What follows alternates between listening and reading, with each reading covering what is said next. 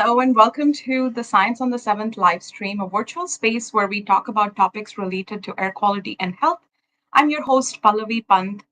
And just in the last 2 weeks, one of the ways that air pollution has been in the news is through devastating wildfires in Canada, which have resulted in really high levels of air pollution, not just locally within Canada, but also in parts of the US. And this story is not new. We hear it every single year in many different contexts. And one of the things that a lot of scientists and researchers are continuing to work on is improving our understanding of how to forecast what the air pollution levels will look like should an event like the wildfires happen. Or how do we know what and how many people are getting impacted as a result of these exposures? What does it mean for people's health? And like any other topic, also in the field of environmental health research and in air pollution, AI or artificial intelligence is becoming a topic of interest. A lot of people are thinking about how they can use the AI tools and technologies to understand better what we know about air pollution, how it impacts people, where there may be technological solutions that we can also come up with. So, today, let's take some time to talk about AI applications, considerations, and emerging questions in the context of air pollution and environmental health research. We have a fantastic guest to talk about this particular topic, Dr. Marianthi-Anna Kioumourtzoglou. I hope I got that right. She Perfect. is an environmental engineer and an epidemiologist, and she's currently an associate professor in the Department of Environmental Health Sciences at Columbia University Mailman School of Public Health. And she has been thinking about the topic of improving certainty in our estimates, in trying to quantify and correct for any errors in how we measure exposures, how we understand what they mean, how we predict the exposure levels. So I couldn't think of a better person to talk about this topic than you, Marianthi. Thank you very Thank much you, for joining Pallavi, us for today. having me. Thank you for the invitation. Thank you. So I think I'm going to start with a really broad question, and it's really nice because you've also recently published a paper on this topic. But where do you see the role of AI and ML in environmental health research? And I think we have one of the summary graphics from your paper, so we'll pull that up. But would love to hear about your, overarching thoughts on where there are some opportunities that we should be thinking about. Thank you very much. First of all, I would say that Dr. Hang, of course, led this paper, all the work. I barely contributed, but thank you very much. It was a lot of work to put all of this together.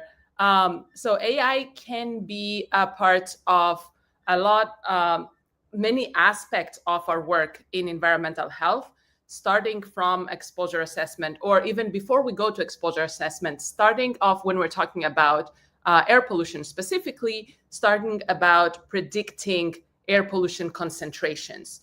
As you said, I work a lot on exposure measurement error and understanding. And so the more accurate predictions we have, ambient air pollution concentrations predicted, then the better we can assess exposures to air pollution. So that's, of course, the first way we can use AI, and it's so far the most used AI application is in predicting concentrations. And that's fantastic because that's what AI do. It's greatly facilitate us bringing in very heterogeneous sources of data more seamlessly than having to harmonize everything ourselves. So that's fantastic. Using AI in health models also holds a lot of promise. Again, bringing in heterogeneous sources, multiple levels, and all that, but we are not there yet with AI. We're using machine learning for that, but not broadly using AI for health models yet. That is very helpful, and I'm really glad you talked about using machine learning but not AI. And this is another question, right? We hear a lot of different terms in this context, and often people think they're interchangeable, but they don't always, substitute for each other. We hear about artificial intelligence, machine learning, deep learning, Gen AI. Can you break this down a little bit for everyone listening? And which are the pieces that currently are either being used directly or hold promise, and then which are the more like green ideas that we need to think about more? Yes, excellent question. And then they're all subsets of one another, right? Artificial intelligence is a very broad term. It was initially conceptualized by the pioneer computer science Alan Turing. The term was coined in the mid 50s by John McCarthy, a Stanford computer scientist. This was all at the very theoretical level yet. Then machine learning, a subset of artificial intelligence, start becoming more broadly available in the 80s. Machine learning is basically building great predictive machines. That's, if we were to oversimplify, that's the goal. And then later with machine learning, we started having the early neural nets. These are just a couple of layers. Then in the 2010s, that's when deep learning came in. And deep learning really revolutionized everything. So deep learning took the couple layer neural nets that machine learning was using, and these neural nets are deep learning trying to mimic how our brain thinks, hence also the combination with artificial intelligence. And so there are multiple hidden layers that we don't exactly know what's happening. It's very black box, but they're really, really helping bring in information from different sources, heterogeneous information, and yields predictions, fairly accurate predictions. And so generative AI, which is the revolution of the 2020s, and that's what we all have heard of ChatGPT, which is a large language model, which is generative AI for text. There are also generative AIs for like sound and images or multimodal foundational models. And that's using most deep learning, based on deep learning. So we wouldn't have been able to have generative AI that we're using now without all the steps above that. Yeah, and we see, you mentioned already that machine learning has been around for a while, has been used extensively in air pollution research as well, for forecasting and for trying to, also calibrate your low-cost sensors if you are trying to work with those. Are there particular aspects that have been more promising or more challenging given the kinds of data we work with within air pollution? And especially if you think about health research and epidemiology research, are there aspects of the work we do that make it more or less difficult to intersect or engage with these types of tools? Yes. So, this is a loaded question. I think the first of all is training in this. These tools. They are tools. They're becoming increasingly prevalent, but still at the same time, we on the environmental health side, we are trained to understand air pollution and to understand, epidemiology and statistics. And then on top of that, we have to keep building on now also understanding these machine learning models. So what I see a lot is because many of these models have excellent user-friendly software that we can just use and apply, people do not necessarily understand what the method is exactly supposed to be doing, exactly how it's. So it's hard to troubleshoot, figure out if things are wrong. So that's definitely something that we need more training in. And again, I'm not saying we shouldn't have user-friendly software. That's amazing, but also we should understand what it's doing. It's worked very well for predicting exposures, as I said. These models are developed to deal with high-dimensional complex data and complex relationships among our variables. And so they're fantastic. They are trickier when it comes to health modeling because of the black boxy aspect of it. And when we're thinking about health modeling, there are two kind of big categories. One is to predict when we will have new cases and how many new cases, in which case machine learning can work great. The other aspect, though, is to understand what these relationships are. Like if it were a linear regression, what is the beta, the coefficient? What does it mean? And so it's harder to, it's not impossible, but it's harder to understand these relationships when we have a very complex machine learning black box model. But again, not impossible. It just needs some extra work. The other big concern is algorithmic fairness, which is always a concern in general, right? This is what selection bias kind of is. But it's easier to, when we train our data in a very specific set of observations, and then we want to predict out of sample, it's likely that we may be off our field and get very biased. Bias predictions is a concern to begin with. If that happens differentially by social vulnerability, then that could be much more harmful. I think that's a really important point, and I'm actually going to go on a little segue here since you're somebody who thinks about these data a lot. One of the questions or challenges that come up when you're talking about air pollution and how it impacts health is people referring to those multiple interactions a lot of times and saying, well, I know that these 10 different factors could be your diet, could be your age, could be where you work, and your exposure that impact someone's health. So how are you confidently telling me that it was air pollution that led to the disease or air pollution that led to this mortality? And because you mentioned, selection bias, and you mentioned, these different complexities, I'm wondering if you can talk just for a minute about how epidemiologists take into account these different factors that, of course, influence health and reach the conclusion about air pollution being the, causal factor or increasing the risk for a disease. And then we'll go back to AI. Great. So that's a plugin for really needing training in epidemiology, right? That's the training. The training is how can we build robust models, and how can we if there's always bias in our models, we cannot take that away, right? If there is bias, how can we honestly interpret the results and put them in context? So I think with air pollution, there are so many studies. The consistency of results for air pollution, I think, is what's extremely important. We now have studies that are not that very well conducted, that may miss some confounders, that may have selection bias. Yes, we also have extremely well conducted studies that use causal inference modeling, which is not magic, but it's more robust to certain sources of bias. And the conclusion is always the same. I would also say if you see the effect estimates for air pollution at the individual level, they're actually tiny. Like right now, my indoor purple air is hot orange because of the wildfires.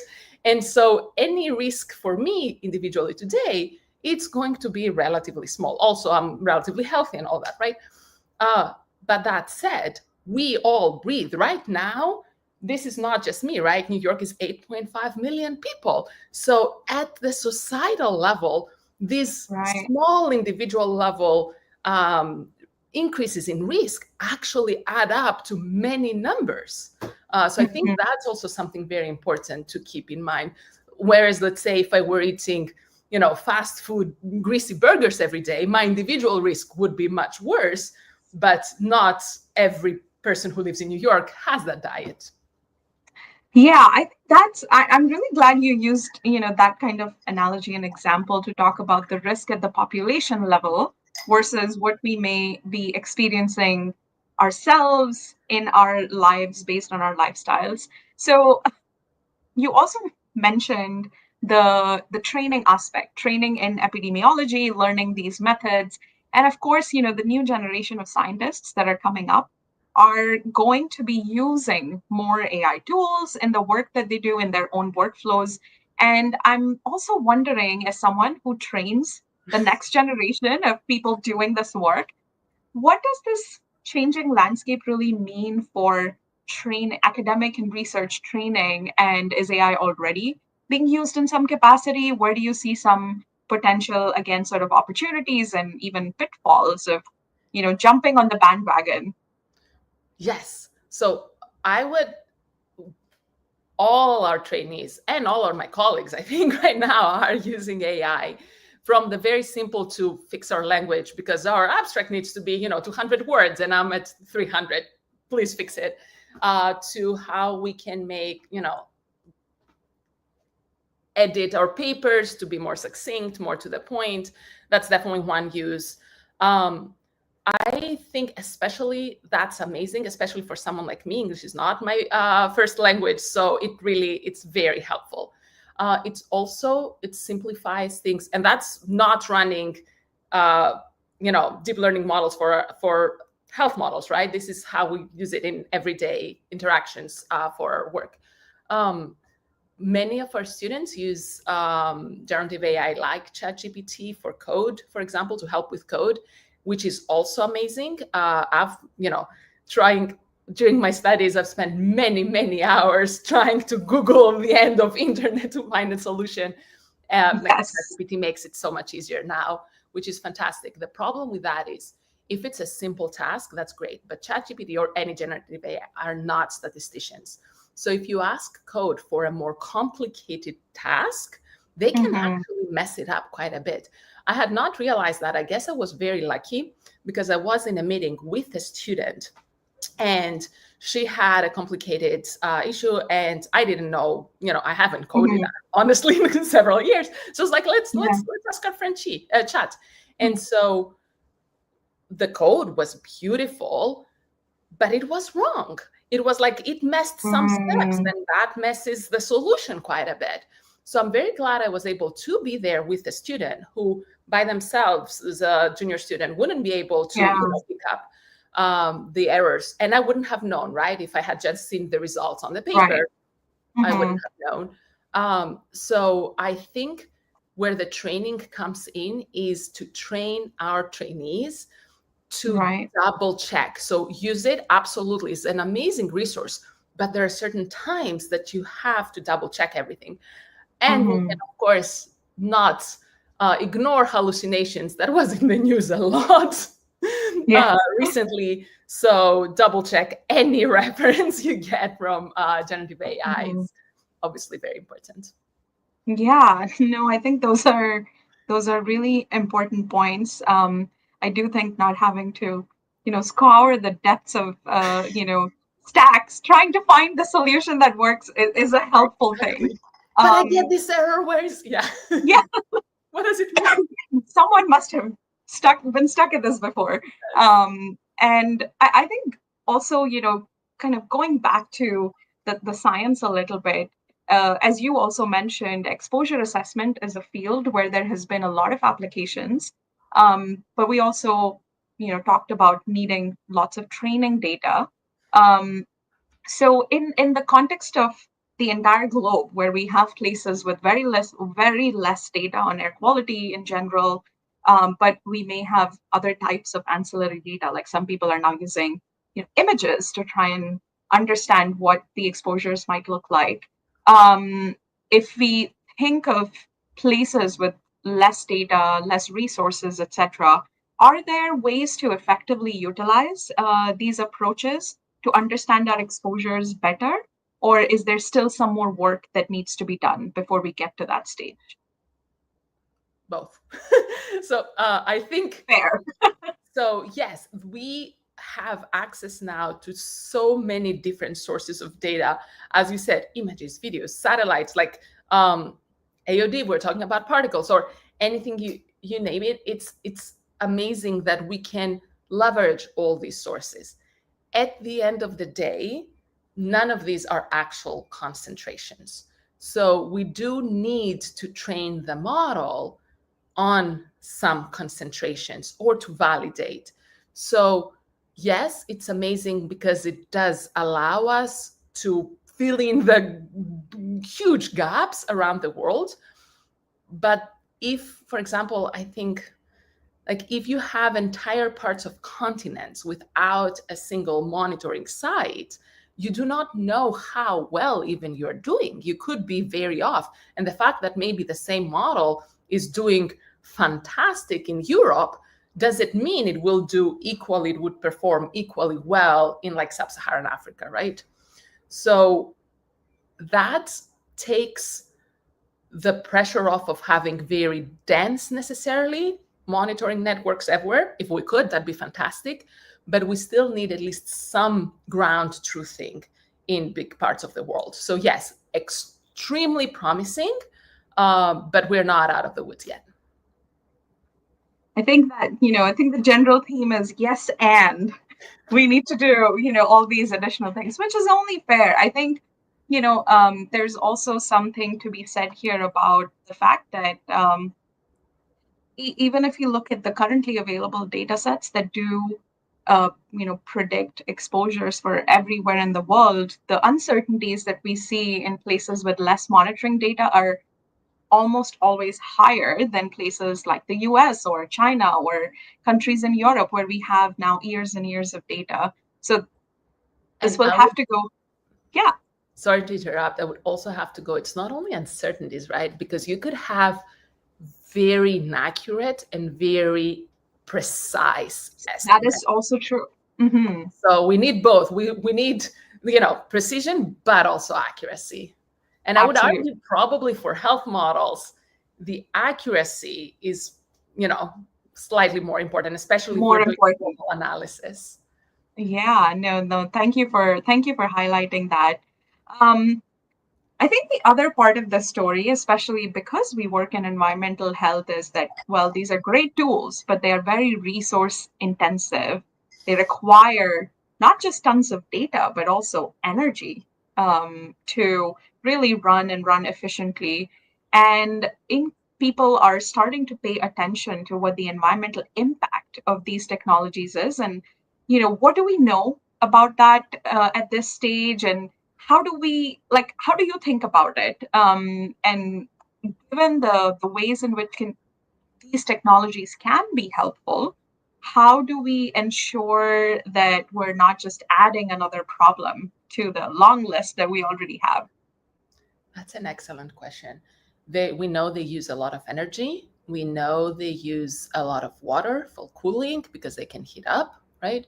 We know they need materials that need to be mined to, build all these huge data centers and, equipment. And the bigger concern, it's a very big concern. And adding to that is that, one, the mines are not randomly distributed in the world.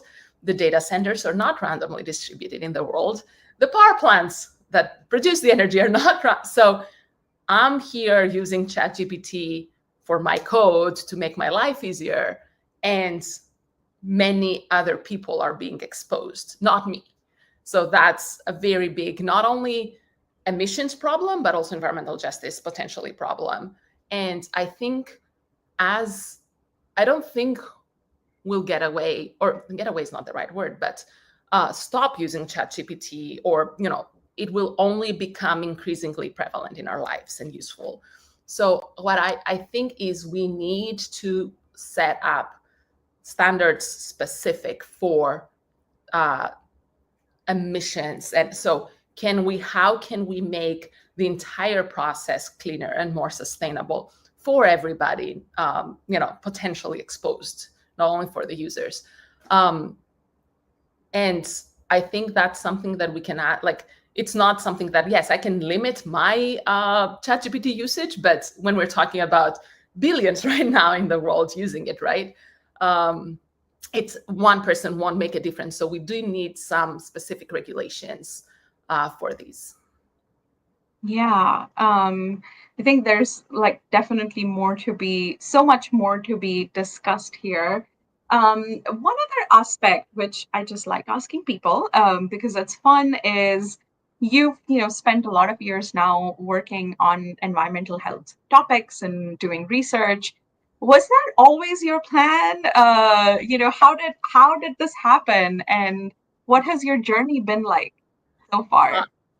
I've always, quite literally always, wanted to do health related research. And I was in elementary school and I was telling my mom I want to do health related research. She was like, you don't even, my parents are not in the field, right? So she was like, you don't even know what this means. And I grew up in Greece. So when I was growing up, I didn't know what public health is. It wasn't a thing in Greece. So I thought I needed to go to med school for this. I did not want to become a medical doctor, to be clear, Right. but I thought that was the path. I was lucky enough that I did not get into med school. My grades were not good enough. And I got into environmental engineering instead, which was Nice. fantastic because I think it was a first or second semester, and we had an atmospheric physics class. And during one lecture, the instructor was talking about air pollution and particles specifically. And my best friend says the story nicely. Apparently, I heard that, and I was like, my eyes were droop, and I'm like, that's what I'm doing. And after that, it's been air pollution nonstop, pretty much. That's amazing. I mean, I like that you had that clarity, and also you got, the right intervention at the right time. Yes. So The like importance looking of back luck sometimes in our lives. no, it's true. I think we all kind of arrive at these in such different ways, because in my head, I always wanted to do something on the environment. I was like, maybe it's a waste. Like that's a very obvious problem that you can fix. And I'm from India, so waste is everywhere. You don't have to go looking for it. And then somehow this was also when I was just finishing high school and going to college, is when we had a couple of really big interventions in Delhi, which is where I grew up, related to air pollution. And that was suddenly like, oh, this is a very interesting thing where I can actually, I can see what needs to be done and maybe I can do something. And it kind of put me on the path. So, yeah, I'm always fascinated in hearing how people got to, where they are. Maybe one other question that I will ask you is that sort of there's a lot of promise in the use of AI, broadly speaking, in environmental health research. Are there specific types of questions or themes that the community is currently focusing on or is thinking about, especially if there are more early career folks out there who are thinking of what kinds of questions are interesting, relevant, important at this moment in time? Are there any related to AI that they should be giving some thought to? Yes, that's clearly here is I'll show my bias. I think where I think we need to go is there's so much work. So we're talking about hundreds, if not thousands of papers showing that air pollution is bad. Like, I don't think there are still things we need to understand, of course, certain biological mechanisms for certain outcomes. Yes, so there's still a lot to understand in that sense. For biological mechanisms, because of the data amounts, they're smaller data sets, just if we want biomarkers and stuff, right? So AI won't, it's not that useful for that. Like if I have 1,000 people, there's limited things AI can do, right? Even if I could feed the data somehow, which is a whole other issue. So I think where I want to go, I don't know how yet, I need to figure it out, is how we can design community level and local interventions. For air pollution, if we want to limit our exposures, there's almost zero things, very little things that at individual level we can do. Yes, I can move. Not very few people have that ability, right? So we need regulations. Currently, that's not going very well. So we need communities level interventions and local level interventions. And so things don't work the same across all community. An intervention in my neighborhood now would not work. I live at Long Island City, New York. That might not even work, downtown in Manhattan, let alone somewhere in Los Angeles or in Chicago, right? So I do think the capabilities, the promise that AI has can help us personalize community level interventions to either reduce air pollution exposures or ameliorate effects. We'll have to be very careful, as I said, algorithmic fairness and all of that. It's not an easy task, but I think it holds a lot of promise for, big scale, but also personalized, big scale data, entire US, but personalized community level solutions. Yeah. Hopefully, that's my hope. I don't know. If I do anything about it, I'll let you know. And I hope someone's listening and thinking of the same questions and gets in touch with you. So I think that is such a like very practical way to be thinking about using the technology, and also just leveraging everything that we already know and have learned over the decades of work that has happened. Thank you so much, Marianthi. This has been Thank you. fantastic. I think we kind of covered ground on a lot of different topics in a really quick way. But I do recommend, if you're interested in the topic, to read the research paper that Marianthi contributed to, and there were many other contributors as well. What I'm really taking away from our discussion is that there is promise in the use of this technology to improve our understanding, and also to potentially think more about how do we really reduce people's exposure, improve people's health, which is the goal. But also, I want to re-emphasize the point you made earlier about air pollution risks at the population level. We know are huge, and we've seen study upon study like indicate that. So it's a body of evidence, not a one paper, not two papers, not five papers. It's a whole body of evidence. Shades of um papers. yeah. So thank you also for highlighting that. And sorry, my cough is not going away. So that's my research project these days. But this is like fascinating work, and I hope you continue to bring more creative ideas into the space. There's lots to be done. So we look forward to where you take your work. And thank you again for your time. Have a wonderful Thank weekend. you for having me. And everyone listening in, thanks a lot for joining us today. We will be back on July 7th to talk about cleaner solutions in Africa. So please join us then. And in the meantime, check out previous episodes. We'll see you soon. Thank you very much, and goodbye. Have a nice